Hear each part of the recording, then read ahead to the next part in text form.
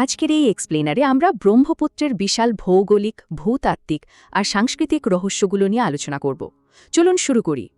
আচ্ছা, শুরুতেই একটা দারুণ প্রশ্ন করা যাক। একটা নদীর কি লিঙ্গ থাকতে পারে, কি মনে হয়? আমরা মূলত তিনটি দিক দেখব: এর ভৌগোলিক যাত্রা, ভূতাত্ত্বিক নদী দখলের রোমাঞ্চকর গল্প আর পৌরাণিক পরিচয়। তিব্বতের মালভূমি থেকে বঙ্গোপসাগর পর্যন্ত এর ম্যাপটা একবার দেখুন।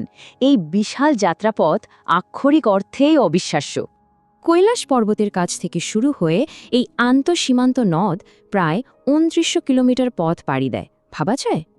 আর সীমানা পেরোনোর সাথে সাথে এর নামও বদলায়, সাংপো, দিহাং, ব্রহ্মপুত্র হয়ে সবশেষে যমুনা।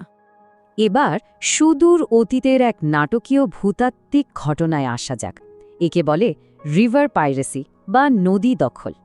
ঠিক এই নামচাবারোয়া পর্বতেই ব্রহ্মপুত্র অত্যন্ত আগ্রাসীভাবে ইয়ারলুং সাংপো নদীকে দখল করে নিয়েছিল। খনিজ প্রমাণ ঘাটলে দেখা যায় বিজ্ঞানীদের ধারণার চেয়েও কয়েক মিলিয়ন বছর আগে এই দখলদারি ঘটেছিল। শান্ত, লালন পালনকারী নারীবাচক নদীর ঠিক বিপরীত হল এই ধ্বংসাত্মক রূপ, যা একে একটি পুরুষবাচক নদ বানিয়েছে।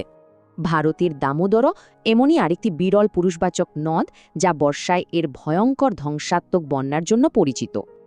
ব্রহ্মপুত্রের এই বিশাল প্রশস্ততা আর জোয়ারের ভয়ঙ্কর জলোচ্ছ্বাসই আসলে এর এই প্রচণ্ড পুরুষবাচক শক্তির সবচেয়ে বড় প্রমাণ।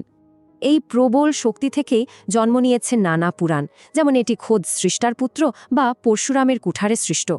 কিংবদন্তি আছে পরশুরাম তার রক্তাক্ত কুঠার এখানেই ধুয়েছিলেন। জল লাল হয়ে যায় বলেই এর আর এক নাম লোহিত। তাহলে প্রশ্ন জাগেই, প্রকৃতির এই বিশাল ভূতাত্ত্বিক শক্তিগুলোই কি অবচেতনভাবে আমাদের প্রাচীন পুরাণ আর গল্পগুলো তৈরি করেনি?